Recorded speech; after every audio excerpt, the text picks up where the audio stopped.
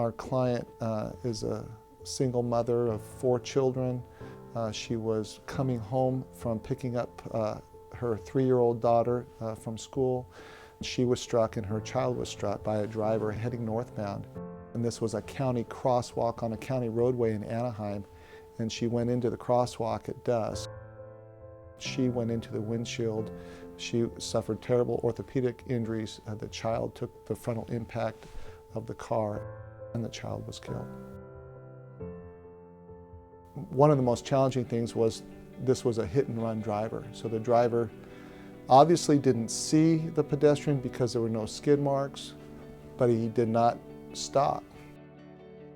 When we got the case, we started investigating the history of this roadway and this crosswalk, and we found that the crosswalk was not properly signed and marked.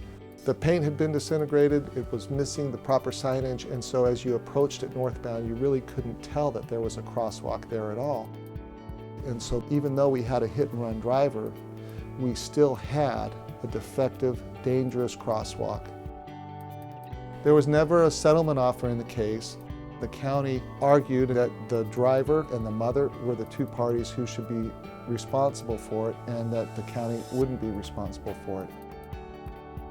The court wanted to limit the evidence only to the issues relating to the 4 corners of the crosswalk.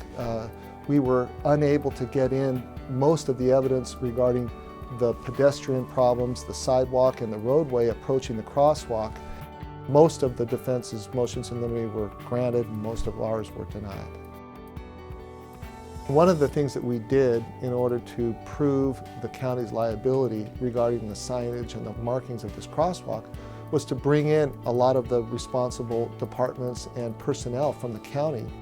And we were able to show that there was really a lapse in accountability in the operations and maintenance department at the county. We told the jury that we would prove 2 things. One was that the county was partially at fault, and that the mother was not at fault. We had a real big challenge over the emotion of a hit-and-run driver where you had a child who was killed.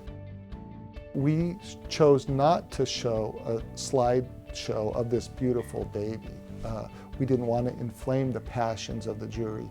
And I think that the jury appreciated that, and the jury still got it. They still understood the value of this relationship and the value of this precious child.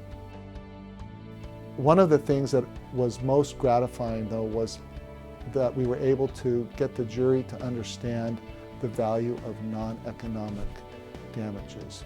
The jury awarded $2 million in economic damages for the mother's medical bills and the future medical bills. But the jury awarded $5 million for non-economic damages, for the pain and suffering from the personal injuries and for the loss of the child. This case needed a jury.